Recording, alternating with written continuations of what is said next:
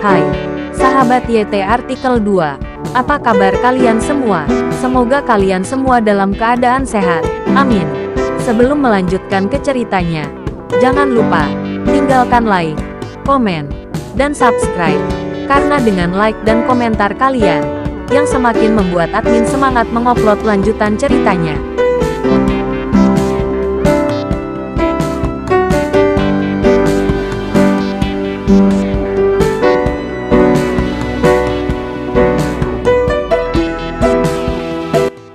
Episode 328. Kisah Aditya, anak bos besar yang berpura-pura miskin. Terlahir dari hati, dan terlihat sangat kejam. Terlihat bahwa kedua anak laki-laki ini kejam dan jahat. Wajah Aditya menjadi gelap, merasa sangat kesal. Tandi dan Rizal sedang bersenang-senang minum. Diganggu seperti ini, bagaimana mungkin Aditya dalam suasana hati yang baik? Melihat ini, Tandi tidak bisa menahan amarahnya. Itu terlalu lancang. Tempat ini disediakan olehnya, dan dia menghibur Aditya. Apakah kedua anak laki-laki ini memakan isi perut macan tutul? Beraninya masuk seperti ini. Apa yang kalian berdua lakukan? Keluar! Tandi berdiri dan berteriak marah pada kedua pemuda itu. Tanpa diduga, kedua pemuda itu tampaknya sama sekali tidak menganggap serius Tandi. Salah satu dari mereka melangkah mendekat dan menatap Tandi dengan provokatif. Hehe, Bos Tandi, amarahmu masih sangat panas. Saat dia berbicara, pemuda itu menepuk bahu Tandi. Ledakan, bagaimana Tandi bisa terbiasa dengan anak ini? Dia menendang dan menendang perut anak ini dengan keras. Bodoh, pemuda itu ditendang oleh Tandi dengan erangan teredam. Dia menutupi perutnya dan melengkungkan pinggangnya, hampir duduk di tanah. Sial, dari mana kalian berdua? Orang buta keluar. Aku minum di sini. Beraninya kamu masuk. Wajah Tandi sangat jelek, dan dia menunjuk ke arah kedua pemuda itu dan mulai mengutuk. Intinya di depan Aditya dan Rizal, Tandi merasa malu. Pemuda yang dipukul itu berdiri tegak. Anak ini masih sangat kebal terhadap pukulan, dan tidak sakit sama sekali untuk ditendang. Hehe, izinkan saya memperkenalkan diri.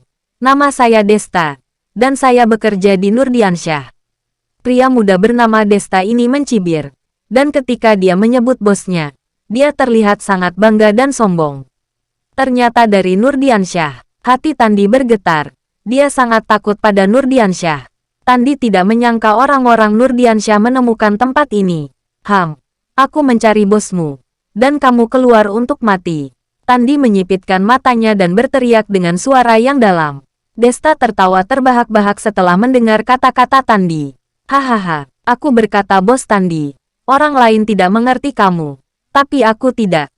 Apakah kamu tidak berani berpura-pura menjadi pahlawan? Bos kami, apakah kamu bisa memprovokasi dia? Desta memandang Tandi dengan jijik dan berkata. Melihat keangkuhan Desta, beberapa bawahan yang dibawa oleh Tandi langsung mengepungnya, dan semuanya mengeluarkan belati mereka. Tunggu saja perintah Tandi, dan Desta serta anak lainnya akan segera dibunuh. Di Afrika, membunuh beberapa orang bukanlah apa-apa. Penduduk asli di sini, setelah menangkap pencuri, pada dasarnya memakai ban dan menuangkan bensin ke atasnya, dan membakar pencuri itu hidup-hidup. Terlebih lagi, pencuri itu dipukuli dan dianiaya secara brutal, lalu digantung. Oleh karena itu, sistem hukum di sini tidak sempurna. Tandi telah berada di sini selama bertahun-tahun, dan cukup mengesankan bisa mencapai posisi ini hari ini. Menghadapi provokasi Desta, bagaimana Tandi bisa menahannya? Di saat normal, Tandi mungkin takut pada Nurdiansyah dan terbuka pada Desta. Tapi tidak hari ini. Tandi ingin menyelamatkan mukanya di depan Aditya dan Rizal. Kamu benar-benar mengira aku takut pada Nurdiansyah, bukan? Tandi mendengus dingin, berjalan dan menjambak rambut Desta. Idiot, apakah kamu berani menyentuh tuan muda? Desta menatap tajam, dan menantang Tandi. Ledakan, Tandi mengangkat tangannya dan meninju hidung Desta dengan keras. Desta menjerit kesakitan dan menutupi hidungnya. Wajahnya sudah berlumuran darah. Mata Tandi merah, Karena dia marah. Dan Desta terlalu tidak menghormati Tandi di depan Aditya. Beri aku pisaunya. Tandi mengulurkan tangannya ke salah satu bawahannya. Segera, salah satu bawahannya menyerahkan belati itu kepada Tandi. Kamu, apa yang kamu inginkan? Desta tidak gila lagi. Anak ini panik. Karena dia tahu bahwa Tandi akan membunuhnya. Bagaimana? Aku ingin membuatmu berdarah. Seperti yang dikatakan Tandi. Dia mengayunkan belati dengan keras dan menusuk leher Desti. Ah tidak, Desta berteriak kaget dan menutup matanya ketakutan. Aditya telah menonton semua ini dengan diam-diam. Melihat Tandi hendak membunuh Desta, Aditya tiba-tiba bangkit dan meraih pergelangan tangan Tandi. Tuan, kamu, Tandi memandang Aditya dengan ekspresi bingung. Jangan bunuh dia dulu. Aku akan bertanya dulu. Aditya berkata dengan sangat datar. Baiklah. Tandi melepaskan Desta dan menyerahkan anak itu kepada Aditya. Desta masih shock. Dia tidak sombong seperti sebelumnya. Apakah kalian berdua di sini dalam perjalanan khusus untuk mati? Aditya menatap Desta tanpa berkata-kata. Lalu melirik teman-teman Desta. Untuk kedua anak laki-laki ini, Aditya tidak bisa tertawa atau menangis. Hanya mereka berdua. Beraninya mereka datang dan ingin mati seperti ini.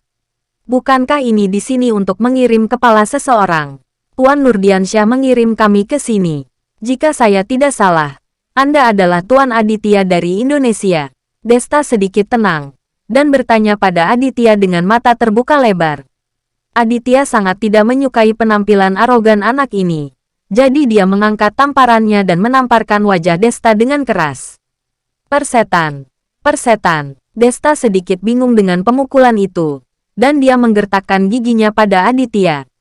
Kamu sangat bodoh. Berlutut. Tandi berteriak marah. Lalu menendang kaki Desta. Dengan bunyi gedebuk, Desta berlutut di depan Aditya. Pada saat ini, Desta sedang memarahi ibunya di dalam hatinya. Dia tidak menyangka akan dipukuli ketika dia masuk. Kamu tahu dia adalah bawahan Nurdiansyah. Siapa yang berani memukulinya seperti ini? Itu tergantung pada pemiliknya untuk mengalahkan orang itu. Hehe. Berita Nurdiansyah cukup lengkap. Dia tahu aku akan datang begitu cepat. Aditya sedikit tersenyum. Dan berkata pada Rizal dan Tandi. Ya, sepertinya Nurdiansyah ini tidak sederhana. Rizal mengangguk dan berkata, katakan padaku. Mengapa Nurdiansyah mengirim kalian berdua ke sini? Aditya bertanya pada Desta yang sedang berlutut di tanah. Desta menjadi jauh lebih jujur. Dia menyadari bahwa Aditya tidak akan memanjakannya. Dan jika dia berbicara kasar, dia hanya akan semakin dilecehkan. Tuan Nurdiansyah mengirim kami. Bentak. Aditya baru saja menamparnya. Apa-apaan? Tuan Nurdiansyah. Katakan. Ya. Nurdiansyah. Nurdiansyah mengirim kami untuk mengirim pesan. Meminta Tuan Aditya untuk datang dan duduk di rumahnya. Desta tergagap pada Aditya. Aditya membenci bocah Desta ini. Orang seperti ini hanya menarik kulit harimau untuk membuat spanduk besar. Mengapa kamu gemetar? Bukankah kamu sangat sombong tadi? Aditya berkata dengan suara dingin.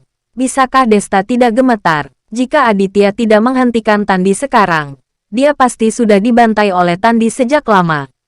Apakah dia bisa pergi dari sini hidup-hidup masih belum diketahui. Tuan Muda Aditya, saya di sini hanya untuk menyampaikan pesan. Jadi jangan mempersulit saya. Desta berdiskusi dengan Aditya dengan suara rendah. Jika kamu ingin menyebarkan berita, sebarkan dengan baik. Mengapa kamu harus berpura-pura? Lihat, kamu mendobrak semua pintu yang baik. Apakah kamu pikir kamu pantas mati? Setelah Aditya selesai berbicara, dia menendang Desta. Bersambung.